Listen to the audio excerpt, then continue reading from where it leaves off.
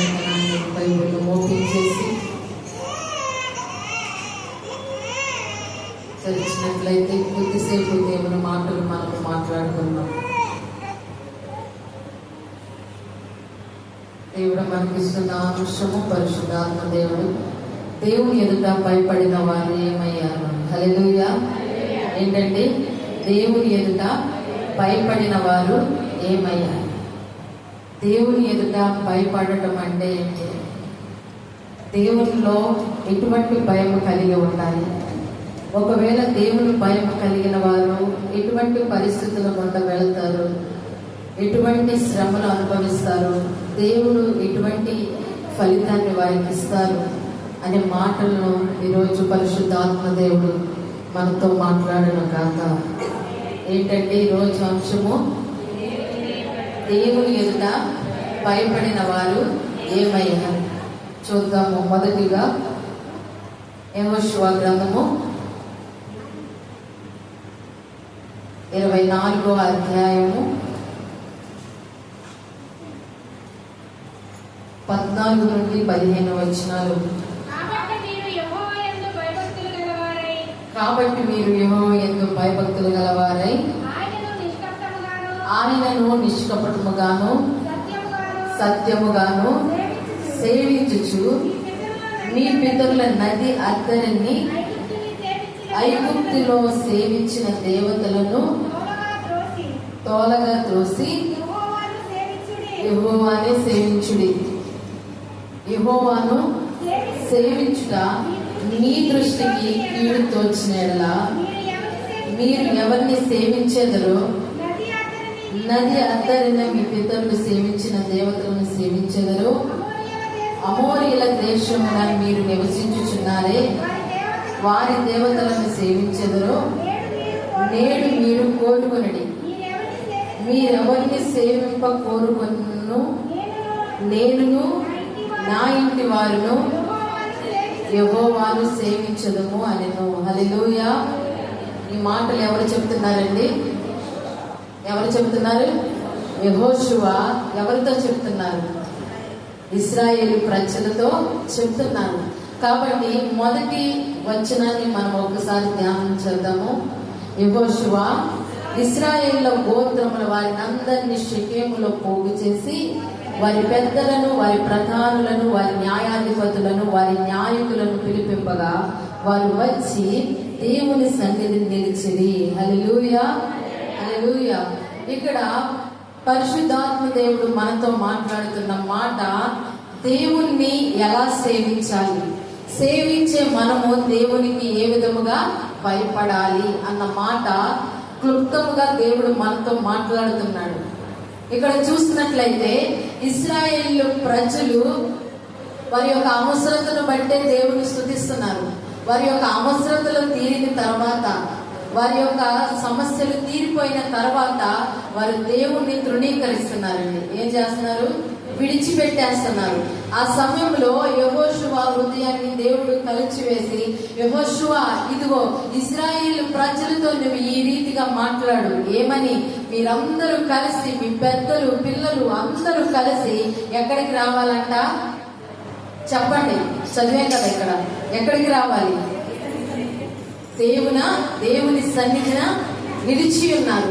వీరందరూ కూడా యూఫ్రటీస్ నది దగ్గర వీరంతా కూడుకొని ఉన్నారండి. ఆ యూఫ్రటీస్ ప్రాంతం ఎదుట. ఇక్కడ మనం చూస్తున్నట్లయితే మన యొక్క అంశము దేవుని యందు భయభక్తులు కలిగిన వారు, చెప్పండి, భయము కలిగిన వారు ఏమయ్యారు? కాబట్టి యెహోషువ దేవుని యందు చాలా భయము కలిగిన వ్యక్తి, చాలా భక్తి కలిగిన వ్యక్తి, చాలా రోషపరుడు. తనకు చేయాలి అని అనిపించినప్పుడు దేన్నైనా చేయడానికి వెనుకాడని వ్యక్తి అండి. కాబట్టి ప్రతి విషయంలో యెహోషువ ఒక మొండు పట్టును దేవుని ఎదుట పట్టేవాడు అనమాట. అది విడిచిపెట్టేంత వరకు కూడా, ఆ కార్యము జరిగేంత వరకు కూడా దేవుని ఏ మాత్రము కూడా విడిచిపెట్టేవాడు కాదు. కాబట్టి ఇశ్రాయేలు ప్రజలందరూ కూడా వారు చేస్తున్న, వాళ్ళ దగ్గర ఏమున్నాయంటే ప్రతిమలు ఉన్నాయండి. ఏమున్నాయి? విగ్రహాలు వారి దగ్గర ఉన్నాయి. కాబట్టి యెహోషువ మాట్లాడుతున్న మాట, మీలో విగ్రహములు దాగి ఉన్నాయి, ఇదిగో పూర్వకాలం నుండి వస్తున్న విగ్రహములు ఇదిగో మీ గృహాల్లో కూడా ఉన్నాయి కదా, ఎవడైతే వాటిని పడవేస్తాడో, కూల్చి వేస్తాడో, వారు ఎవరైతే కూల్చి నా ఎదుట నిలబడి ఇదిగో ఇశ్రాయేలుల దేవుడు నిజమైన దేవుడని ఎవరైతే ఒప్పుకొని సేవిస్తారో, ఇదిగో మీ యొక్క భయమును బట్టి, మీ యొక్క భక్తిని బట్టి దేవుడు మిమ్మలను ఆశీర్వదిస్తాడు. హల్లెలూయా. కాబట్టి ఇక్కడ యెహోషువని మనం చూస్తా ఉన్నామండి. ఒక వ్యక్తి మీతో చెప్తున్నాడు అంటే యెహోషువ అక్కడ ఒక లీడర్ గా పనిచేస్తున్నాడు. ఆ ఇశ్రాయేలీయుల ప్రజలందరికీ కూడా ముందుకు నడిపించేవాడిగా ఉన్నాడు. ఇశ్రాయేలీయుల బలం ఎంతండి చెప్పండి? మనం ఎప్పుడు మాట్లాడుకుంటున్నాం కదా, చెప్పండి చెప్పండి అండి. 6 లక్షల కాలు బలము కలిగిన వారు. దీన్ని మనం ఎప్పుడు కూడా మర్చిపోకూడదు ఈ సంఖ్యను. కాబట్టి అటువంటి ప్రజలు వారి పిల్లల్ని ఎలా ఉంటుందో ఒకసారి గమనించండి. ఒక అతనే లీడ్ చేస్తున్నాడంటే, మనుషులు మనమైతే మన ఇంట్లో ఉన్న మన పిల్లల్ని కంట్రోల్ చేయలేం, 2-3 ఉంటేనే, అవునా కాదండి? మరి అంతమంది ప్రజలను వాళ్ళు లీడ్ చేస్తున్నారంటే దేవుని యొక్క శక్తి వారితో ఉంది. హల్లెలూయా. కాబట్టి పరిశుద్ధాత్మ దేవుడు మనతో మాట్లాడుతున్నాడు. ఈ రోజు మనం ఎంతమందిమైనా కావచ్చు, కానీ ఒక్క మాటే దేవుడు మాట్లాడుతున్నారు. ఎవరైతే కూడా దేవుని యందు భయము భక్తిని కలిగి ఆయన సేవిస్తారో దేవుడు వారిని నిత్యముగా ఆశీర్వదిస్తాడు. హల్లెలూయా. కాబట్టి ఇక్కడ ఉన్న ప్రజలు ఏమంటున్నారంటే, అయ్యా యెహోషువ, ఇదిగో మా దగ్గర ఉన్న విగ్రహములన్నీ మేము విడిచిపెట్టేస్తాము, మా దగ్గర ఉన్న విగ్రహములన్నీ మేము కూల్చి వేస్తామయ్యా, మాలో ఉన్నదంతా కూడా మేము తీసివేసుకుంటామంటే యెహోషువ అంటున్నాడు, అది మీ వల్ల కానే కాదు. ఇది నిజమేనా? మీరు తీయగలరా? అయ్యో మీరు తీయలేరే అన్నది చెప్తుంటే, లేదు లేదు, నీవు ఏ దేవుణ్ణైతే ఆరాధిస్తున్నావో, ఏ దేవుణ్ణైతే నువ్వు సేవిస్తున్నావో అదే దేవుణ్ణి మేము సేవించడానికి కూడా సిద్ధముగా ఉన్నాము, దయచేసి మమ్మల్ని అర్థం చేసుకో అని చెప్పి యెహోషువనంట ప్రతిమలాడుకుంటున్నారంట. హల్లెలూయా. ఈ రోజు నువ్వు ఎలా ఉండాలి?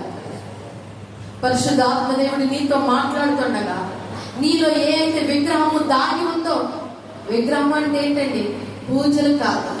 నువ్వు దేన్నైతే ఇష్టముగా చూస్తావో, ఏ వ్యక్తినైతే ఇష్టముగా కొలుస్తావో, లేకపోతే ఏ అపవిత్రత అయితే నీలో దాచి ఉంచుతావో దాన్ని బయటకు తీయటము నీ వల్ల కానే కాదు. సేవకులుగా మేము చెప్తున్న మాట కూడా అదే. అమ్మా, ఈ పరిస్థితి నుండి నువ్వు బయటకు రావాలంటే నువ్వు రాలేవని నీ మొహం మీదే చెప్తాం మేము, అవునా కదా? నీ మొహం మీద చెప్పినా కూడా నువ్వేం చేస్తావు? లేదయ్యా నేను వస్తానయ్యా, లేదయ్యా నేను క్షమిస్తానయ్యా, లేదయ్యా నాకు రక్షణ ఇవ్వండి అయ్యా, నాకు బాప్తిజం ఇవ్వండి అయ్యా, నా పాపాలన్నీ విడిచిపెట్టేస్తున్నాయ్యా అన్నది ఒక్కసారి అర్థం చేసుకోండి అని మనం ఎవరిని అడుగుతామండి? చెప్పండి. సేవకుల్ని అడుగుతాం. సరే, మీ బాధను బట్టి దేవుని ఎదుట ప్రాధేయపడి దేవుని చూపించిన దానిని బట్టి మీ విశ్వాసాన్ని బట్టి సేవకులు ఏం చేస్తారు? తండ్రి కుమార పరిశుద్ధాత్మ నామమున మిమ్మల్ని ఏం చేస్తారు? బాప్తిజాన్ని ఇస్తారు. ఇచ్చిన దగ్గర నుంచి 1 నెల రోజులు ఉంటారేమోనండి తీర్మానంతో, అవునా కాదా? ఎన్ని రోజులు? 1 నెల రోజులు ఉంటారు. తర్వాత నెల నుంచి అయ్యగారు ఎవరో తెలియదు, దేవుని సన్నిధి ఏంటో తెలీదు, ప్రార్థన ఏంటో తెలీదు. అప్పుడు వరకు కూడా సంఘము ఏమంటదంటే, ఫలానా వ్యక్తమ్మ ఎలా ప్రార్థన చేస్తుందో, రక్షణ పొందిన తర్వాత తన జీవితం ఎంత మారిపోయిందో అంటాం. నెల రోజులు గడిచిన తర్వాత చెప్తారు ఆ సిస్టర్ గురించి, బ్రదర్ గురించి. ఏమని చెప్పండి? మొన్నటి వరకు దేవుని సన్నిధిలో ఒకటే ఏడిసిందమ్మా, ఇప్పుడు అన్ని కూడా సర్దుమరిగిపోయినాయి, అన్ని బాగానే ఉన్నాయి, దేవుడు అవసరతలన్నీ తీర్చేశాడు, ఇప్పుడు ఏం చేస్తుంది? దేవుని సన్నిధి గుర్తు రావట్లేదు. చెప్పండి. దేవుడు గుర్తే రావట్లా, బిజీ షెడ్యూల్ అయిపోయింది కదా. కాబట్టి దేవుని యందు ఎవరైతే భయమును కలిగి ఉంటారో వారికి ఎంత బిజీ షెడ్యూల్ అయినా ఉండొచ్చు, ఎంత ముఖ్యమైన పని అయినా ఉండొచ్చు, ఎవరైనా నాయకులు రావచ్చు, కానీ దేవుని నువ్వు ఎప్పుడైతే ముందు పెట్టుకొని వెళ్తావో వాళ్ళెవ్వరూ ఏమీ చేయలేరు. కానీ నీకంటూ దేవుడు ఒక ప్రత్యేకమైన కేటరింగ్ దేవుడు నీకు ఉంచుతాడండి. హల్లెలూయా, హల్లెలూయా. అక్కడ పరిస్థితులన్నీ వేరుగా ఉన్నాయి, కానీ దేవుడు నిన్ను మాత్రమే గుర్తిస్తాడు. హల్లెలూయా, హల్లెలూయా. కాబట్టి ఈ రోజున పరిశుద్ధాత్మ దేవుడు మనతో మాట్లాడుతున్న మాట ఏంటంటే, యెహోషువ ఏం చెప్తున్నాడంటే, మీరు ఎవరిని సేవించినా నాకు తెలియదు, కానీ నేను నా కుటుంబము మాత్రము ఎవరిని సేవిస్తాం? యెహోవాను మాత్రమే సేవిస్తాం. కాబట్టి ఈ రోజున మన సంఘంలో చాలా సాక్ష్యాలు నేను వింటా ఉన్నా. ఒకప్పుడు సాక్ష్యాలు వేరుగా ఉన్నాయి, కానీ ఇప్పుడు ఒక్కొక్కరి సాక్ష్యాన్ని వింటా ఉంటే దేవునికి మహిమ చెల్లించడం చాలా సంతోషకరముగా ఉంటుంది. హల్లెలూయా, హల్లెలూయా. విశ్వాసుల్లోనే ఒక మార్పును చూస్తున్నాం, విశ్వాసులో ఒక ప్రత్యేకతను చూస్తున్నాం. ఎందుకంటే మీ లీడర్ సరిగా ఉన్నప్పుడు విశ్వాసులు కూడా సరిగా అయిన త్రోవలోనే నడుస్తారు. హల్లెలూయా, హల్లెలూయా. సంఘము ఒక గద్దింపులోనికి వస్తుంది, సరిచేసే విధానంలోనికి వస్తుంది. చూస్తున్నాం అన్ని, దేవుని ఎదుట సంతోషిస్తున్నాం. హల్లెలూయా. సేవకులుగా మేమే అంత సంతోషిస్తే దైవికముగా ఉన్న త్రిత్వమైన దేవుడు మిమ్మల్ని చూసి ఇంకెంత సంతోషిస్తాడో ఒకసారి ఆలోచించాలి. కాబట్టి ఏది ఏమైనా దేవునికి మహిమ కలుగును గాక. మనకి ఎన్ని పరిస్థితులున్నా, ఎన్ని ఇబ్బందులున్నా, ఎన్ని సమస్యలున్నా మనం ఎవరిని ఆరాధించాలంట? యెహోవాను ఆరాధించాలి. మొన్నటి కాలము నేను బల్లారాధన క్రమం అయిపోయిన తర్వాత ఇక్కడ కూర్చొని ఉన్నాను. కూర్చొని ఉన్నప్పుడు చండంటి నాతో ఒక మాట చెప్పారు, నాకు చాలా సంతోషం వేసింది. అమ్మా, బుధవారము, సోమవారము, మంగళవారము మా ఇంట్లో కుటుంబ ప్రార్థన జరుగుతుంది. బుధవారము దేవుని సన్నిధికి మేము వస్తాం, గురువారము మళ్ళీ కుటుంబ ప్రార్థనలో కూర్చుంటామమ్మా, శుక్రవారము శనివారము మళ్ళీ దేవుని సన్నిధికి వస్తాం, ఆరాధన ఆదివారము దేవుని సన్నిధిలో గడుపుతాం. ఈ మాట విన్నప్పుడు ఎలా ఉంటదండి చెప్పండి? ఎందుకంటే విత్తనము వేసినప్పుడు ఆ పంట ఫలించినప్పుడు అది మనకి ఎలా ఉంటది?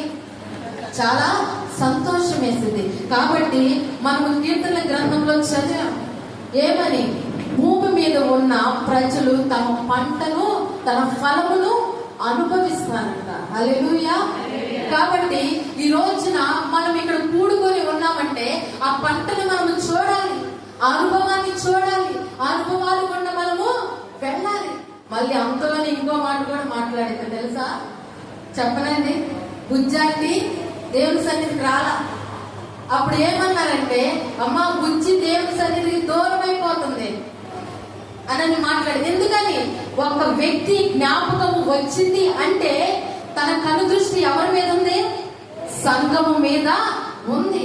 సంఘ క్షేమాభివృద్ధిని కోరుతుంది. ఈ రోజు నేను పొగట్లేదు, ఎందుకంటే బలిపీఠం మీద ఉన్నాను కాబట్టి నాకు అంత అవసరం కూడా లేదు. ఎందుకు చెప్తున్నానంటే, మన ఒక క్రియను మనము ఏం చేయాలంటే దేవుని ఎదుట న్యాయముగా మనము ప్రవర్తించే వారిగా మనము ఉండాలి. హల్లెలూయా. ఈ రోజు ఎవరైనా దేవుని సన్నిధికి రాకపోతే నీ పక్కన వారిని నువ్వు జ్ఞాపకం చేసుకోగలుగుతున్నావా? అయ్యో ఈ రోజు దేవుని సన్నిధిలో లేరే, వారు ఏ పరిస్థితులు గుండా వెళ్తున్నారే, ఎందుకు దేవునికి దూరం అయిపోతున్నారే? యెహోషువ కూడా ఇశ్రాయేలు ప్రజల గురించి ఈ రీతిగానే ఆలోచించాడు కదా, అవునా కాదా? కాబట్టి మనము కూడా ఏం చేయాలంటే, మీరు ఎవరిని సేవించినా సేవించకపోయినా నేను మాత్రము యెహోవాను మాత్రమే సేవిస్తాం, మా కుటుంబం యెహోవాను మాత్రమే సేవిస్తాం. కాబట్టి మన కుటుంబంలో ఉన్న మన బిడ్డలకు గాని, మన యజమానులకు గాని, మనం ఒక్కరిగా ఇక్కడ కూర్చోవడం దేవునికి ఏమాత్రము ఇష్టం లేదు. కాబట్టి మనం ఎలా కూర్చోవాలంటే మన కుటుంబంతో దేవుని సన్నిధికి రావాలి. హల్లెలూయా, హల్లెలూయా. నీకేదన్నా కావాలనుకోండి, నీ యజమానుడిని ఎలా అడుగుతావు చెప్పండి? ప్రేమగా, ఎక్కడ లేని ప్రేమ అంతా పోసేస్తాం ఆ టైంలో, అవునా కాదా?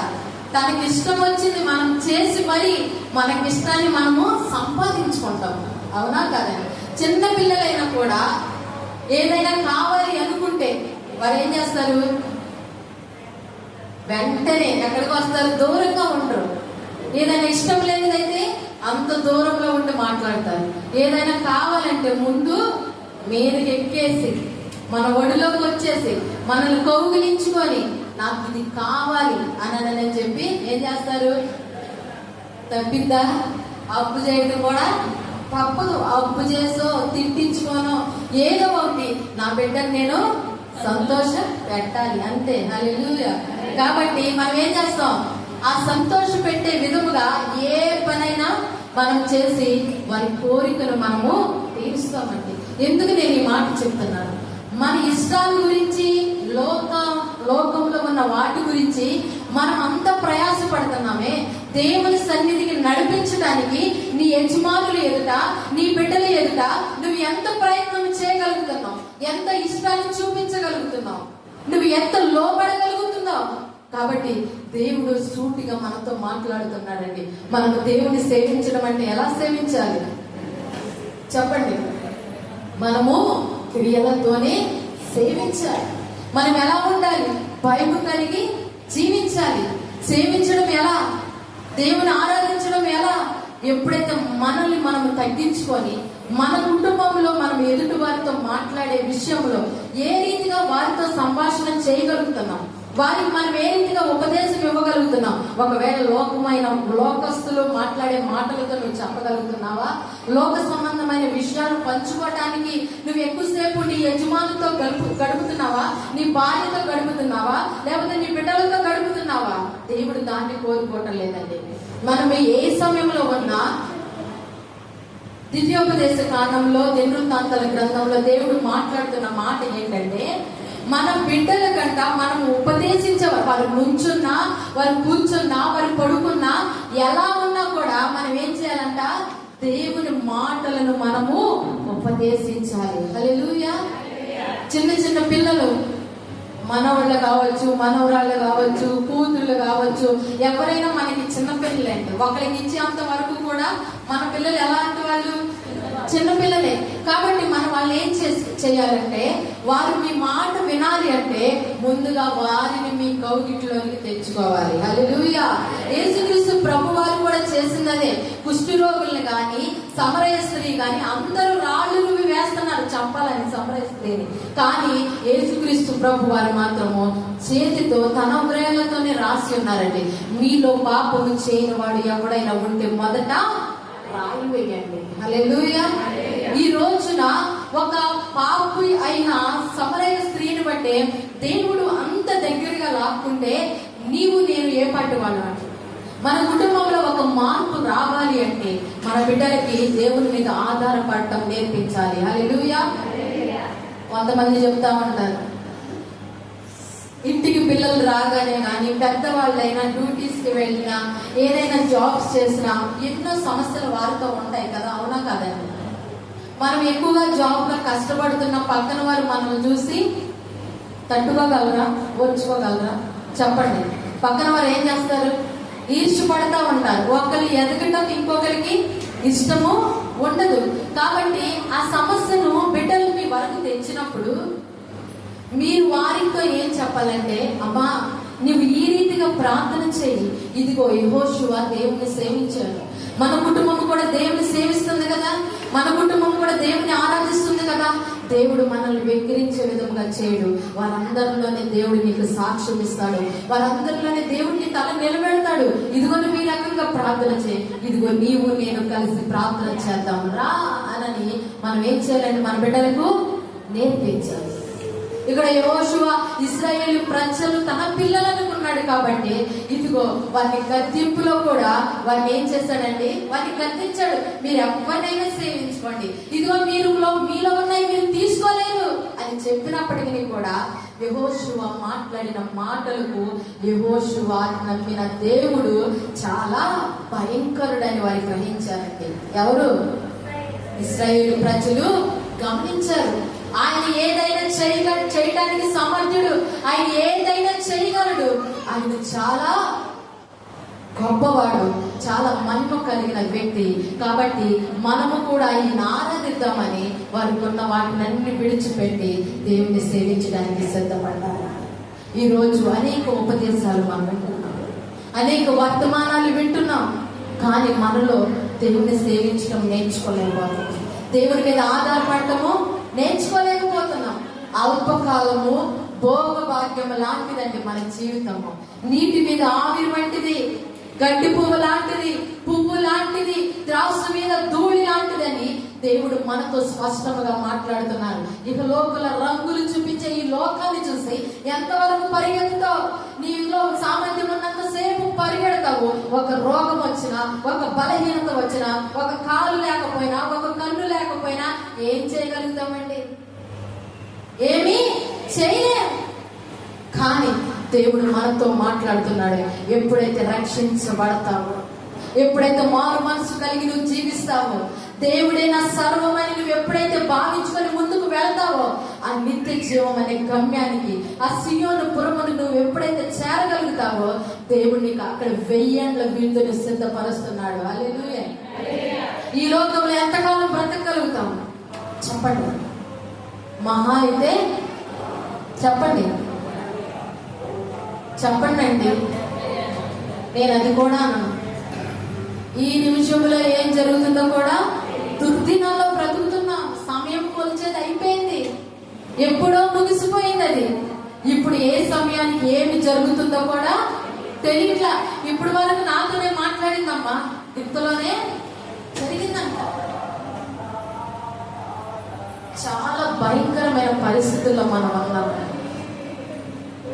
ఈ రోజుల్లో మనం ఈ రీతిగా మాట్లాడుకుంటున్నామంటే దేవుని యొక్క కృప మాత్రమే. మనం ఏమి గొప్ప పరులు కాదు, మనకంటే ఆస్తి పరులు, ఐశ్వర్యవంతులు, ధనికులు చాలా మంది ఉన్నారు. కాలగర్భంలో ఈ దినాన్ని చూడలేక గతించిపోయారు. కానీ దేవుడు తన శ్రేష్టమైన కృప చూపించి ఆయన సన్నిధిలో ఆరాధించే వారిగా దేవుడు మనల్ని నిలబెట్టుకున్నాడు. హల్లెలూయా. ఈ సమయానికి నువ్వు ఇక్కడ కూర్చున్నావంటే నీ ప్రేరేపణ కాదు, నీకెన్నో పనులు ఉన్నాయి. కానీ దేవుడు ఇక్కడికి తీసుకొచ్చి నిన్ను కూర్చోపెట్టాడంటే దేవుడు నీ ఎదుట ఒక కార్యాన్ని చేయడానికి సిద్ధముగా ఉన్నాడు. హల్లెలూయా. కాబట్టి యెహోషువ ఏం చేశాడండి? భయం కలిగాడు. ఇశ్రాయేలు ప్రజలకు భయాన్ని నేర్పించాడు. ఈ రోజున సేవకులు కూడా సంఘానికి ఏం నేర్పిస్తున్నారు? భయాన్ని నేర్పిస్తున్నారు. కాబట్టి ఎవరైతే ఆ భయము గుండా వెళ్తారో, ఆ భయములో గుండా ఎవరైతే గుణాన్ని నేర్చుకుంటారో, వారి యొక్క జీవితాలు దేవుడు పరిమళ వాసనగా చేస్తున్నాడు. హల్లెలూయా, హల్లెలూయా. నేనేమి ట్రైనింగ్ అయ్యి ఇక్కడ రాలా, నేనేమి రాలా, ఇక్కడికి నేనేం ప్రిపేర్ అవ్వలా. కాబట్టి దేవుడు మాట్లాడుతున్న వాక్కు మీతో నేను పంచుకుంటున్నా. హల్లెలూయా, హల్లెలూయా. కాబట్టి ఈ రోజున పరిశుద్ధాత్మ దేవుడు ఖచ్చితంగా మీతో మాట్లాడుతున్నాడు. ఈ రోజు ఎవరైతే ఆయన సేవిస్తారో, ఎవరైతే ఆయన ఆరాధిస్తారో, నీలో కోపం ఏర్పడి చేస్తుందా? అన్నిటికన్నా ఘోర పాపం ఏంటో తెలుసండి? చెప్పండి. శరీరాశులు అన్నిటికన్నా ఘోరమైనది ఏంటి చెప్పండి? కోపము. నువ్వు కోపము చేత ఉన్నావు అంటే అది పతనానికే గురి. హల్లెలూయా. ఏంటండి? అది పతనానికే, నీ ఆశీర్వాదాన్ని దొంగిలిస్తుంది. దేవుడు నిన్ను హెచ్చించాలని చూస్తే నీ హెచ్చింపులో ఆ అపవాదిని ఏం చేస్తున్నాడంటే నిన్ను డౌన్ చేస్తున్నాడు. హల్లెలూయా. నీకు కోపం ఉంటే ఆటోమేటిక్ గా ఈర్ష్య వచ్చేస్తుంది, నీకు కోపం ఉంటే అసూయ వచ్చేస్తుంది, నీకు కోపం ఉంటే ఎదుటి వారి మీద పగ వస్తుంది. వీటి వల్ల నువ్వు సమాధానం ఉంచుతావా? క్షమించడం నేర్చుకుంటావా? నోటితోనే దేవుని ఒప్పుకుంటావు. కానీ యెషయా భక్తుడు అంటాడు, ఇదిగోండి ప్రభువా, నా పెదవులు అపవిత్రమైపోయాయి, వీటిని మీరు కాల్చండి అని అంటున్నాడు. ఈ రోజున నువ్వు దేవుని సేవించే లెక్క అయితే, నువ్వు దేవునికి భయపడే లెక్క అయితే దేవుడు నీతో స్పష్టంగా మాట్లాడుతున్నాడు. నువ్వు ఎలా ఉండాలంట? నీలో ఉన్న విగ్రహములన్నిటిని తొలగించుకోవాలి. హల్లెలూయా. నువ్వు వాటికి ఫుల్ స్టాప్ పెట్టాలి. దేవుని సన్నిధికి ఆటంకపరిచే ఏ అంతకాలం నీతో బయలుదేరుతుందో వాటన్నిటికి నువ్వు ఫుల్ స్టాప్ చెప్పాలి. హల్లెలూయా, హల్లెలూయా. కాబట్టి మన కుటుంబంలోనే మన శత్రువులు రేపుతారు. ఎక్కడో ఉండరు శత్రువు, ఎక్కడ ఉంటాడు? మన కుటుంబంలోనే ఉంటారు. ఎందుకని? మందిరానికి వెళ్ళాలన్నా ఇబ్బంది, వాక్యం చదవాలన్నా ఇబ్బంది, ఏది చేయాలన్నా ఎటు నుంచి ఏ గలిబిలి వస్తుందో తెలీదు. కానీ ఎప్పుడైతే నువ్వు పరిపూర్ణంగా దేవుని యందు భయం కలిగి ఉంటావో ఎక్కువగా మాట్లాడమంటే హల్లెలూయా. ఏం చేస్తావు? ఓర్పు కలిగి ఉంటావు, ఓర్చుకుంటావు, ప్రతి సమస్యను ఓర్చుకుంటావు, ప్రతి నిందను ఓర్చుకుంటావు, ప్రతి మాటను ఓర్చుకుంటావు. ఎందుకని?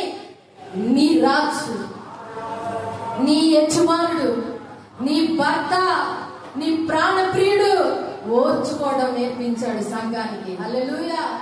ఏం నేర్పించాడండి? ఓర్చుకోవడం.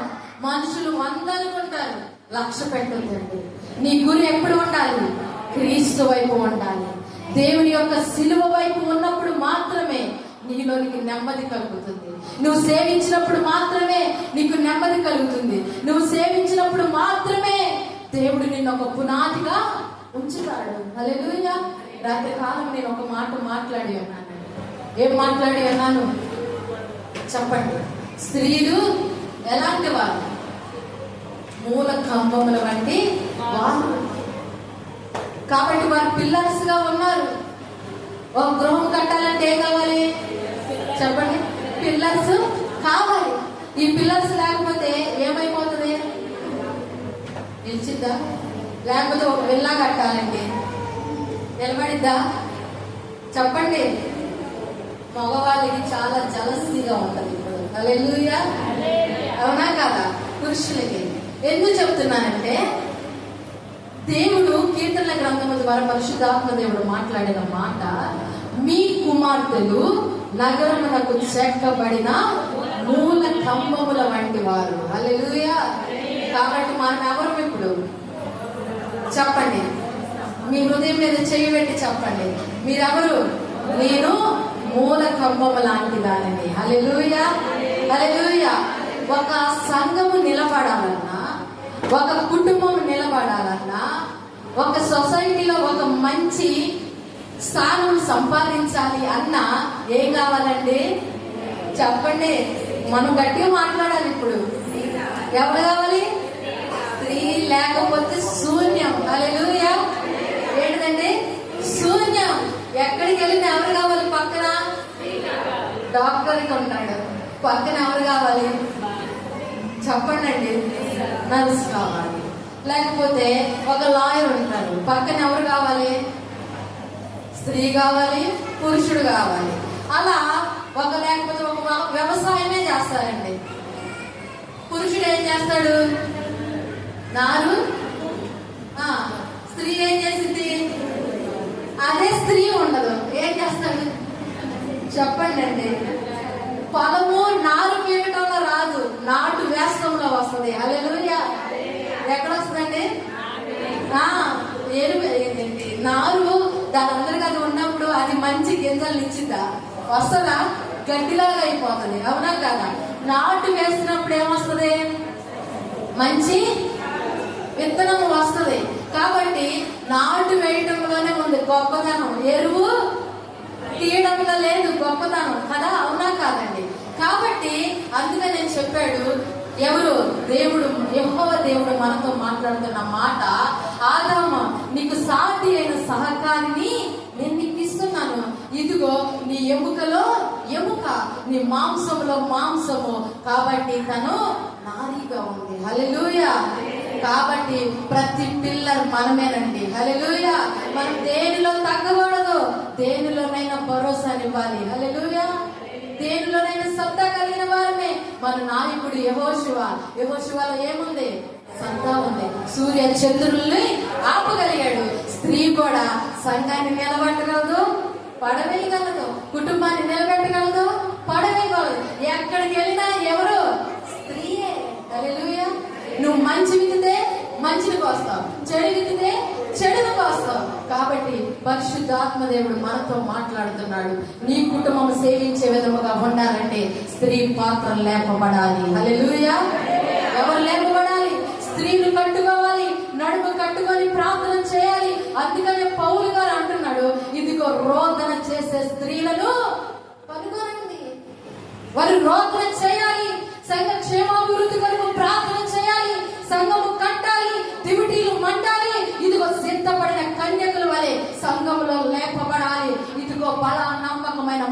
దాసురాళ్ళు అన్నట్లు మన సంఘము ఆ సియోనులో బలపరచబడాలి. చప్పట్లు కొడతారా?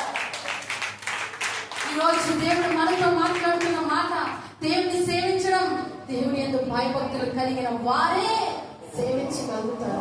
కాబట్టి ఇశ్రాయేలు ప్రజలు దేవుని సేవించడంలో భయం కలిగి ఉన్నారు. ఈ రోజున నీవు కూడా దేవుని సన్నిధిలో నిలబడేటప్పుడు ఎలా ఉండాలండి? నీ పిల్లలు ఎలా ఉండాలి? భయముతో ఉండాలి. నువ్వు భయముతో నిలబడినప్పుడు మాత్రమే నీ కింద ఉన్న గుంపు భయముతో పనిచేస్తుంది. హల్లెలూయా, హల్లెలూయా. మనము మన బిడ్డలకు అందించకపోతే మనం క్రైస్తవులు కాదు. ఈ రోజు రక్షించబడ్డావు, విడిచిపెడితే నువ్వు క్రైస్తవుడు కానే కాదు. నీలో ఏముండాలి? ఓర్చుకోవాలి. నీ క్రియను బట్టే నీ జీవితం మార్చబడాలి. నీ జీవితాన్ని బట్టే, నీ సాక్ష్యాన్ని బట్టే నీ కుటుంబము మార్చబడాలి. హల్లెలూయా. రెండవ మాటను మనం చూద్దామండి. దానియేలు గ్రంథము 3వ అధ్యాయము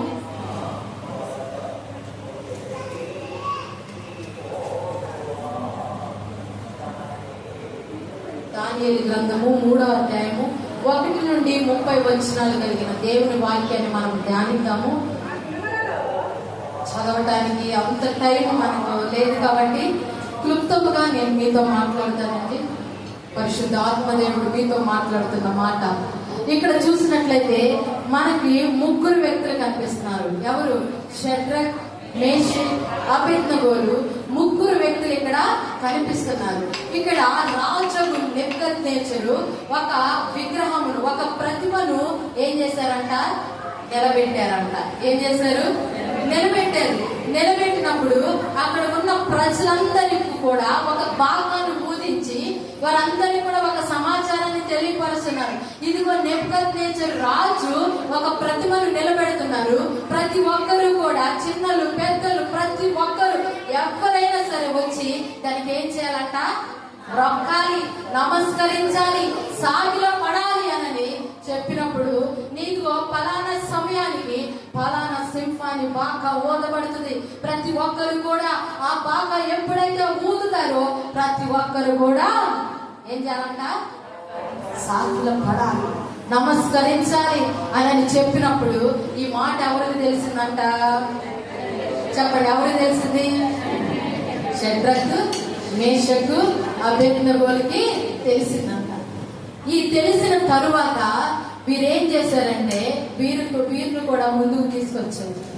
తీసుకొచ్చిన తర్వాత, అయ్యా ఇక్కడ బాగా ఊదుతుంది, ఇదిగో షడ్రక్, మేషక్, అబేద్నెగోలు కూడా ఈ ప్రతిమకు ఏం చేయాలి?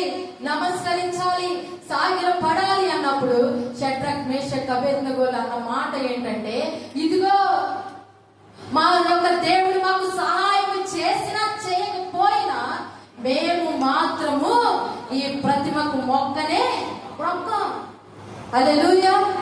కాబట్టి షడ్రక్, మేషక్, అబేద్నెగోలు 3 కూడా కాలుతున్న అగ్ని గుండంలోనికి వారి యొక్క వస్త్రాలు ప్రతి ఒక్కటి కూడా ఉంచి వారిని వేసినప్పుడు వారి వస్త్రాలు ఏమి వాసన వచ్చినాయండి? చెప్పండి, చెప్పండి. అగ్నిలో పడితే ఏం వస్తుంది? ఆ వాసన వచ్చిందా? చెప్పండి, వచ్చిందా? వారితో పాటు ఎవరున్నారు? దేవుడు వారికి తోడుగా ఉన్నారు. షడ్రక్, మేషక్, అబేద్నెగోలతో దేవుడు తోడుగా ఉండి వారి పక్షాన న్యాయం తీర్చాడండి. హల్లెలూయా. ఒకవేళ ఆ పరిస్థితులు కూడా మనమే వెళితే అగ్నిగుండమా అన్ని వేల మంది ప్రజల్లో కూడా పారిపోతాం. మనం ఎటు దాక్కుంటాం కూడా తెలియదు. అవునా కాదా? సరేనండి, ఒక బాంబు వచ్చి ఇక్కడ పడుతుంది అనుకోండి. సరే, నా దేవుని కొరకు నేను ప్రాణాలు వదిలేస్తానని ఎంతమంది కూర్చుంటారు? చెప్పండి. ఒకరు ఎత్తారు, ఇంకొకరు ఎత్తారు. ధైర్యము సరిపోతుందా? చెప్పండి. ఎవరైతే భయం కలిగి ఉంటారో వారు మాత్రమే సాహసానికి సిద్ధపడతారు. హల్లెలూయా. మనం చూస్తూ ఉంటే సోల్జర్స్ ఎవరండి? చెప్పాలి. మిలిటరీ, ఆర్మీ వాళ్ళు తెలుసా? ఎంతమంది తెలుసు? నువ్వు ఇక్కడ కూర్చొని చాలా బాగా వండుకొని తింటున్నావు అని, అవునా? వాళ్ళకి పాపం వద్దుంటదు, ఉప్పు కారాలు లేని అన్నాలు పెడతారు వాళ్ళకి. ఎందుకని? వాళ్ళు కొట్టు చచ్చిపోతారు, చనిపోతారని వాళ్ళకి ఉప్పు వేరు, కారం వేరు, ఏం వేరు, చప్పటన్నం పెడతారు. ఎందుకని? ఆ మిలిటరీ వాళ్ళు వారిని కొట్టుకొని చనిపోతారని వారికి పెట్టరండి. భార్య బిడ్డలు విడిచిపెట్టేస్తారు. దేశం కొరకు ఏం చేస్తారు? నిలబడి వారి ప్రాణాల్ని త్యాగం చేస్తారు. ఈ రోజున ఒక మిలిటరీ వ్యక్తే అంత సాహసం చేస్తే, నీ కొరకు 2000 సంవత్సరాల క్రితమే ప్రపంచ మానవాళి కోసము నా ప్రభువు ఒక ఆర్మీగా ఉండిపోయాడు. హల్లెలూయా, హల్లెలూయా. కాబట్టి పరిశుద్ధాత్మ దేవుడు నీతో మాట్లాడుతున్న మాట ఏంటంటే, షడ్రక్, మేషక్, అబేద్నెగోల యొక్క పరిస్థితి చాలా భయంకరమైందండి. మనం ఇలా చెప్పుకుంటున్నాం కానీ ఆ పరిస్థితి గుండా వెళితే తెలుస్తుంది ఆ బాధ. ఒక యుద్ధానికి వెళ్ళేవారు కానీ, లేకపోతే ఒక పనిలోనికి వెళ్ళేవారు కానీ వాళ్ళ ప్రాణాలు సహితం లెక్క చేయకుండా వెళ్తున్నారంటే మనకి స్ఫూర్తినివ్వడానికి. హల్లెలూయా. ఈ రోజు షడ్రక్, మేషక్, అబేద్నెగోల గురించి ఊరికి అలా మాట్లాడేస్తున్నాం, ఊరికి అలా చదివేస్తున్నాం. ఎవరు? షడ్రక్, మేషక్, అబేద్నెగో. అయిపోయింది. ఏమయ్యారు? అగ్నిగుండంలో కాల్చబడ్డారు. ఏమైంది? దేవుడు వారిలో 4వ వ్యక్తిగా ఉన్నాడు. పాఠం చెప్తున్నామండి మనం. గుణం, నీతి, యథార్థత ఎక్కడ నేర్చుకుంటున్నాం? పరిశుద్ధత ఎక్కడ నేర్చుకుంటున్నాం? వారు అక్కడ ఏం చేశారంటే అన్యులకి క్రీస్తుకి మధ్య సవాళ్లు విసురుతున్నారు. హల్లెలూయా, హల్లెలూయా. కాబట్టి మనము కూడా ఏం చేస్తామంటే ఒక పనిలోకి వెళ్ళినప్పుడు, ఇప్పుడు కొత్తగా స్టైల్గా నేర్చుకున్నాం. మా దేవుడు తింటున్నారుగా, మీ దేవుడు కూడా మేము తింటాంలే. చెప్తున్నారా? చెప్పకూడదు. మనము రోషము కలిగిన దేవుడి పక్షాన్ని నిలబడ్డాం. హల్లెలూయా. కొంతమంది ఇంకో వెరైటీ చేస్తాం. మీరు మా గుడికి రండి, మేము మీ గుడికి వస్తాం. వీళ్ళు వచ్చి ఏం చేస్తారు? ముసుగు వేస్తారు. వీళ్ళు వెళ్ళి అక్కడ దండం పెట్టి ఏం చేస్తున్నారు? వస్తున్నారు. ఇక్కడ షడ్రక్, మేషక్ ఏమన్నారు తెలుసా? అంతమంది ప్రజలు వారితో ఉన్నా వారు ఒక్క మాటనే విసిరారండి. నా దేవుడు నన్ను రక్షించినా రక్షించకపోయినా, మమ్మల్ని బ్రతికించినా చంపినా, మేము మాత్రము ఆ జీవము కలిగిన దేవునికి తప్ప వేరొకరికి మేము రొక్కము. హల్లెలూయా. కాబట్టి మనం ఈ రోజు ఏం చేస్తున్నాం? చెప్పండి. ఎంతమంది పెళ్లిళ్ళు చేసుకున్నాం?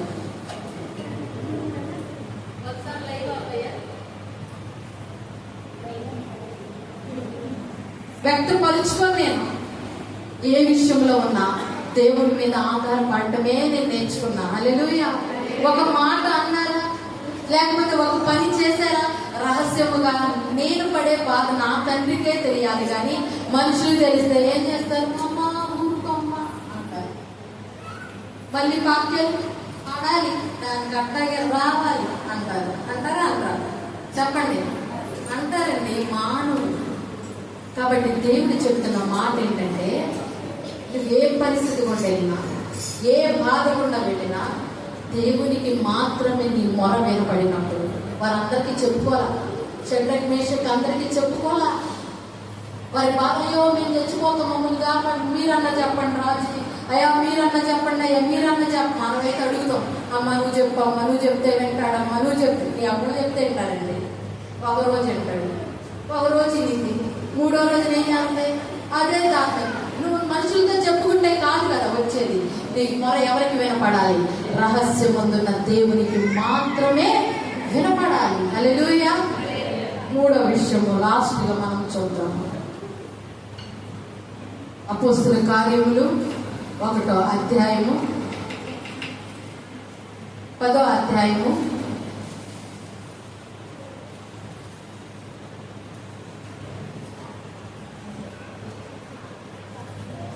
1 నుండి 8 వచనాలు ధ్యానించుకున్నాము.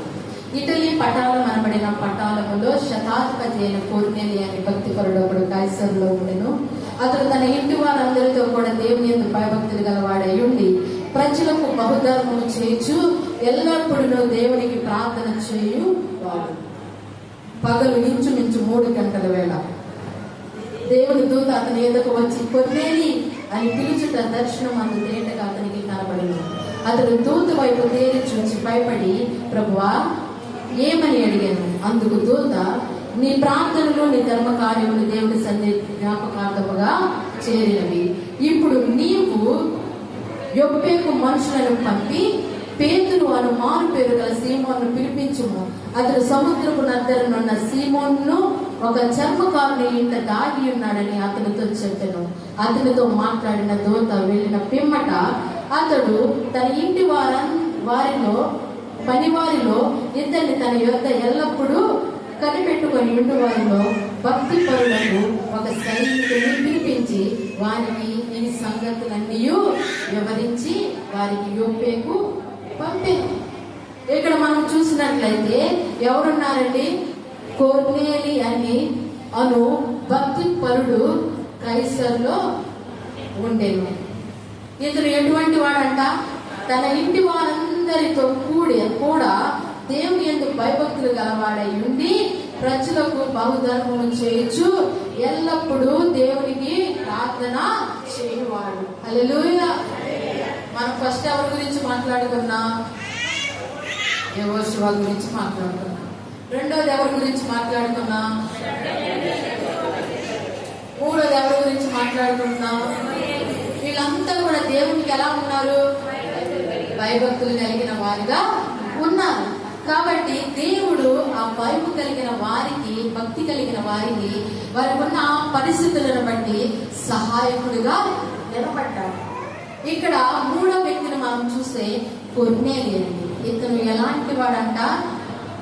నీతి పరుడు. హల్లెలూయా. ఇతను ఎలాంటి వాడు? భక్తి పరుడు. ఇంకోటి చూసినట్లయితే ఈయన చాలా భయభక్తులు కలిగి తన ఇంటి వారందరితో కూడా ఏం చేస్తున్నాడంట? ప్రార్థన చేస్తున్నాడు. ఇంకొకటి ధర్మ కార్యాలు చేస్తున్నాడు. ఇంకా అంత మాత్రమే కాదు కానీ ఎల్లప్పుడూ ఏం చేస్తున్నాడంట? ప్రార్థన చేస్తున్నాడు. నీవు కూడా కొర్నేలి లాగా మారిపోవాలి. హల్లెలూయా. నీవు ఎప్పుడైతే కొర్నేలి లాగా జీవిస్తావో, కొర్నేలి ఏం చేశాడు?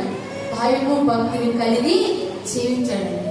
భయం లేకపోతే భక్తి రాదు, భక్తి లేకపోతే భయము రాదు. ఎవరికైతే 2 ఉంటాయో వారికి మాత్రమే దేవుని సన్నిధి తోడుగా ఉంటది. హల్లెలూయా. కాబట్టి ఒక ధర్మ కార్యము చేయాలంటే, ఒక మంచి కార్యం చేయాలి అంటే ఆ మనసు ఎవరివ్వాలంటే? చెప్పండి. దేవుడు ఇవ్వాలి అంటారు. దేవుడు ఇవ్వాలా? చెప్పండి. దేవుడు ఇవ్వాలా? చెప్పండి అండి. దేవుడు ఇవ్వడం ఏంటి? ఒక మంచి కార్యం చేయాలంటే ఎవరు చేయాలి? నీలో పని చేయాలి. హల్లెలూయా. హల్లెలూయా. నువ్వు ఒకరు పెట్టాలంటే అది ఎవరు ఇవ్వాలి? నీ ఇంట్లో 10 కేజీలు బియ్యం ఉన్నాయండి. అడుక్కున్న వాళ్ళు వస్తారు. 1 కేజీ బియ్యం ఇవ్వాలి. ఎవరు ఇవ్వాలి? మనమే ఇవ్వాలి. దేవుడు ఇవ్వడం ఏంటి? దేవుడు మనకి ఇచ్చాడు కదా. ఇవ్వబట్టే మన ఇంట్లో ఉన్నాయి. చేసే చెయ్యి ఎవరికి రావాలి? సహాయం చేసే చెయ్యి ఎవరికి రావాలి? మనకు రావాలి. కొన్నేళ్ళ జీవితం కూడా ఎలా ఉంది? సహాయం చేసే విధముగానే ఉంది. తన ఇంటి వారందరితో కూడా కొన్నేళ్ళు ఏం చేశాడంట? ప్రార్థన చేశాడు. నీవు నీ ఇంటి వారందరితో ప్రార్థన చేస్తున్నప్పుడు నీ ఇంటి వారందరికీ కూడా నీ క్రియ తెలుస్తుంది, నీ పని తెలుస్తుంది. నువ్వు లేని వారికి ఆహారం పెట్టడానికి వెళ్ళి నువ్వు చేయి చాపుతున్నావు కదా. ఇదిగో నీ బిడ్డలు, నీ యజమానులు, లేకపోతే నీ భార్య, లేకపోతే నీ భర్త, వారి స్థానంలో ఎవరుంటారో వాడు ఏం చేస్తారు? నువ్వు వెళ్ళి పెట్టినప్పుడు వారి కళ్ళన్నీ ఎవరిని చూస్తాయి? చెప్పండి. పెట్టేవాళ్ళనే చూస్తాయి. ఇప్పుడు నువ్వు వండవండి, ఏదో ఒక ఊరు వెళ్ళాల్సి వస్తుంది, ఏదో పని మీద వెళ్ళాల్సి వస్తుంది. ఎవరైనా అడుక్కునే వారు ఎవరైనా మన ఇంటికి వచ్చి సహాయం అడుగుతారు. నీవు లేవు, వారు ఏం చేస్తారు? మా అమ్మ అయితే ఇలా చేసేది, మా నాన్న అయితే ఇలా చేసేవాడు అని వాళ్ళు కూడా ఏం చేయాలనిపిస్తుంది? ఆ సహాయము చేయాలని అనిపిస్తుంది. కాబట్టి నీవు ఆ పరిస్థితి గుండా వెళ్ళినప్పుడు మాత్రమే వాళ్ళు దాన్ని చేయగలుగుతారు. ఇప్పుడు నీవు ఒకవేళ అడుక్కునే వాళ్ళు ఎవరన్నా వస్తారండి, పద్దాక మా ఇల్లే కానీ రోజు ఈ వారానికి 5-6 సార్లు ఈడికి పెట్టమా మేము తిన్నామా అంటారా? నువ్వు అన్నావనుకోండి, నీ అర్థాలు ఉన్న వాళ్ళు ఏం చేస్తారు? వాళ్ళ చీవాడతారు. నీకు అదే పరిస్థితి ఒకరోజు దేవుడు తెప్పిస్తాడు. తెప్పికుండా మాత్రం ఉండడం తెప్పిస్తాడు. ఆ రోజున నువ్వు ఒక ఫైల్ పట్టుకొని వెళ్తావు, లేకపోతే ఒక ఆధార్ కార్డు పట్టుకొని వెళ్తావు, లేకపోతే ఒక బ్యాంక్ బుక్ పట్టుకొని వెళ్తావు. ఏమంటారు? అంటారు, ఒరే ఎంత బ్రతుకు బతికి ఈ దగ్గరికి వెళ్ళి చీ కొట్టించుకుంటున్నాను, ఏంటి కర్మ అని ఇంట్లో ఉన్న వాళ్ళందరి మీద ఏం చేస్తాం? అక్కడ కోపం తెచ్చి ఎక్కడ చూపిస్తాం? అక్కడ గలిబిలి మొదలైంది. కుటుంబంలో ఆరే వరకు వదలదా మంట. హల్లెలూయా. కాబట్టి జాగ్రత్తగా ఉండండి. మీ దగ్గరికి ఎవరైనా వచ్చి సహాయం కోరినప్పుడు లేదని దయచేసి మాత్రం అనదు. మీకున్న దానిలోనే పెట్టండి, మీకున్న దానిలోనే ఇవ్వండి. వాళ్ళు ఎన్నిసార్లు వచ్చినా దేవుడు చూసుకుంటాడు. దానికి 2 దేవుడు నీకు అనుగ్రహిస్తాడు. విశ్వాసంతో నువ్వు నమ్మినప్పుడు కొర్నేలి కూడా దేవుడి విషయంలో భయభక్తులు కలిగి ఉన్నాడండి. భయం నేర్చుకున్నాడు. ఎటువంటి వారు వచ్చినా పెట్టడానికి మాత్రం వెనుకాడలేదండి. కాబట్టి మనం ఎప్పుడు కూడా మేము ఒకటే ప్రార్థన చేస్తాం. అయ్యగారు నేను కూడా ఏం చెప్తాం? మీరు ఎలా ఇస్తారు, మేము ఎలా అయ్యా వీరి దగ్గరికి ఎవరైతే సహాయం కావాలని కోరుకుంటాం ప్రతి ఒక్కరికి ఇచ్చే చేతులుగా ఉండాలి. హల్లెలూయా, హల్లెలూయా. ఎలా ఉండాలండి? ఇచ్చే చేతులుగా ఉండాలి. ఆహారం లేని వారికి పెట్టాలి, దాహం అడిగిన వారికి దాహాన్ని తీర్చాలి, వస్త్రం లేని వారికి వస్త్రాన్ని ఇవ్వాలి. ప్రార్థన చేస్తున్నామా? చేయట్లేదు. నువ్వు చేసినప్పుడే కదా ఆశీర్వాదం నీకు వచ్చేది. నువ్వు చేయకపోతే వచ్చింది ఏమిటి? ఒక్క గుప్పుడు బియ్యం వారికి ఇస్తే ఏమవుతుంది? పురుగులు పెట్టి పారేయడానికి ఆయన ఇష్టపడతారు, కానీ వారికి ఇస్తే బాగుపడిపోతారన్న బాధ ఎక్కువ ఉంటారు. అవునా కాదా? కాబట్టి దయచేసి ఆ విధముగా పెట్టు. కొంతమంది విచిత్రంగా ఏం చేస్తారు? 2 రూపాయలు వేస్తారు. టీ వస్తుందా? చెప్పండి, మీరే ఉంటారు. ఒక టీ తాగాలి, 2 రూపాయలు ఇచ్చి టీ ఇవ్వమనండి, ఇస్తారంటే? ఒక ట్యాబ్లెట్ వస్తుందా? కొని 2 రూపాయలు ఒక ట్యాబ్లెట్ వస్తుందా? అడుక్కునే వాళ్ళు వస్తే ఎంత ఇస్తారండి? చెప్పండి. రూపాయి, 10 రూపాయలకి అది ఇచ్చేవాళ్ళు కూడా ఉన్నారు. కాబట్టి దేవుడు ఆ విషయంలోనే నిన్ను చూస్తాడు. ఒక 10 రూపాయలు ఇస్తే ఒక టిఫిన్ అయినా తింటారు కదా. వారు ఏం చేసుకుంటారు మీకు అనవసరం అండి. నీ హృదయం ఎలా ఉండాలి? దేవుని ఎదుట తృప్తి పరిచే విధంగా ఉండాలి. హల్లెలూయా, హల్లెలూయా. కాబట్టి మనం 2 రూపాయలు ఇచ్చి ఏదో ఇచ్చాంలే, మొక్కుబడికి ఇచ్చాం అంటారు. ఏంటంటే చెప్పండి, అలాంటి పనులు మనము చేయకూడదు. కొర్నేలి దేవుని ఎదుట భయం కలిగి ఉన్న వ్యక్తి. హల్లెలూయా. తన ప్రార్థన ద్వారా తన శరీరాన్ని నలగొట్టుకున్నాడు. ప్రార్థన ద్వారా తన క్రియలను మార్చుకున్నాడు. ప్రార్థన ద్వారా తన యొక్క జీవితము ఒక సాక్ష్యం రూపంలో సంపాదించుకున్నాడండి. ఈ రోజున నువ్వు ప్రార్థన చేస్తున్నావు కదా, ఈ రోజున నీవు దేవుని ఆరాధిస్తున్నావు కదా, నీవు జాగరణలు చేస్తున్నావు కదా, నీవు ఉపవాసం ఉంటున్నావు కదా, నీవు నీతి క్రియలు చేస్తున్నావు. అవి ఎలా ఉంటున్నాయి? తృప్తి పరిచే విధముగా ఉంటున్నాయా? చెప్పండి. తృప్తి పరచని విధముగా ఉంటున్నాయా? దేవుడు మనతో సూటిగా మాట్లాడుతున్నాడు. నీవు కూడా కొర్నేలిలాగా ఉండాలని ఆశపడుతున్నాడు. షడ్రక్, మేషక్, అబేద్నెగో లాగా ఆయన మీదే ఆధారపడి ఆయనకే ఎప్పుడు మొక్కుతావా అని ఎదురు చూస్తున్నాడు. యెహోషువ లాగా అనేక మంది ప్రజలను దేవుని వైపు త్రిప్పాలని దేవుడు తన కను దృష్టిని మన మీద ఉంచి ఉన్నాడు. మనకి ఒక బాధ్యతగా ఉంచాడు. కాబట్టి మనకి బాధ్యత రావాలంటే భయం కావాలి.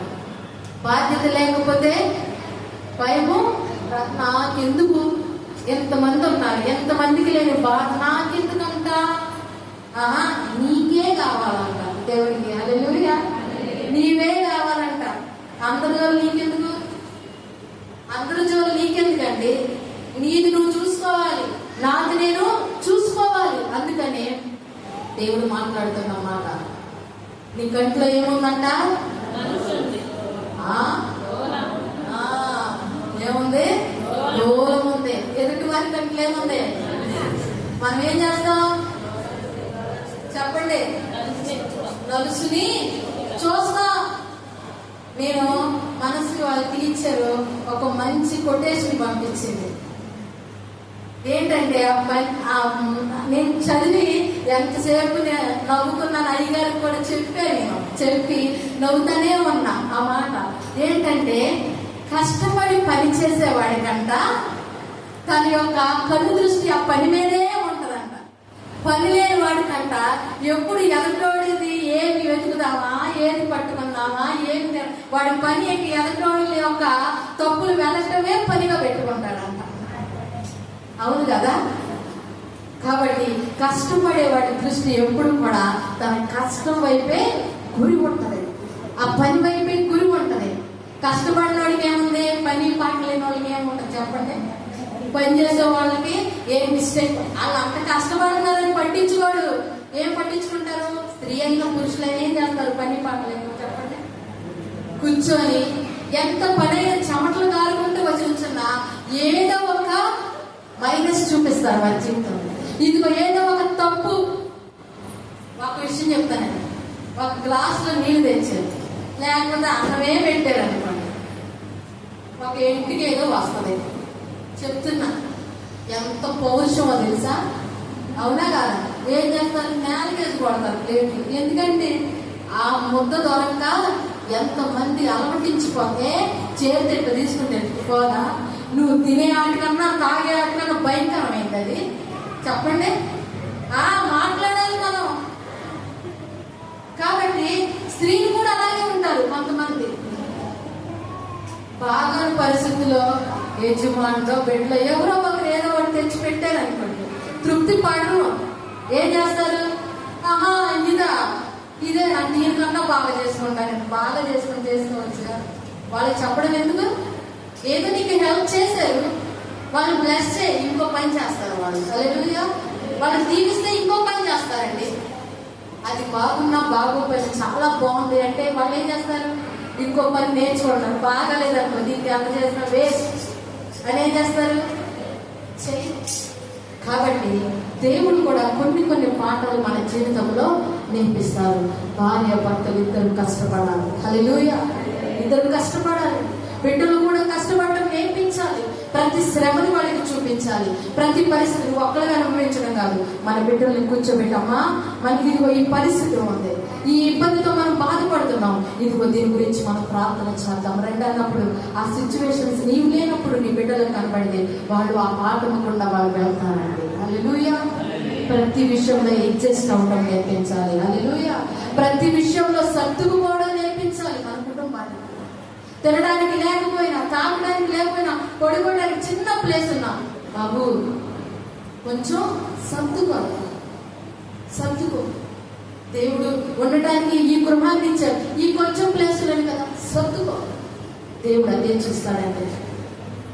తల్లి కడుపులో నుంచి దిగంబరులుగానే వచ్చాం, దిగంబరులుగానే మనం వెళ్ళిపోతాం. కానీ సేవించే దేవుడు మాత్రం మర్చిపోవద్దు. సేవించే దేవుడు అడ్జస్ట్ చేయడం నీకు నేర్పిస్తాడు. హల్లెలూయా. మీకు సర్దుకోవడం నేర్పిస్తాడు, ఓర్చుకోవడం నేర్పిస్తాడు, ప్రేమించడం నేర్పిస్తాడు, ప్రోత్సహించడం నేర్పిస్తాడు, సహాయం చేయడం నేర్పిస్తాడు. ప్రతి పరిస్థితిని దేవుడు సహాయం చేస్తాడండి. ఆ సహాయంలో కూడా ఆయన చేయి తోడుగా ఉంటది. హల్లెలూయా. ఈ నెలలో దేవుని యొక్క వాగ్దానం చెప్పండి, నీ ఉపదేశములను కోరుకొని ఉన్నాను, నీ చేయి నాకు సహాయముగా ఉండును గాక. ఆమేన్. ఇటు వాగ్దానముతో మనం ముందుకు వెళ్ళాలి. ఆయన ఉపదేశాలను మనం వింటున్నాం, కోరుకుంటున్నాం.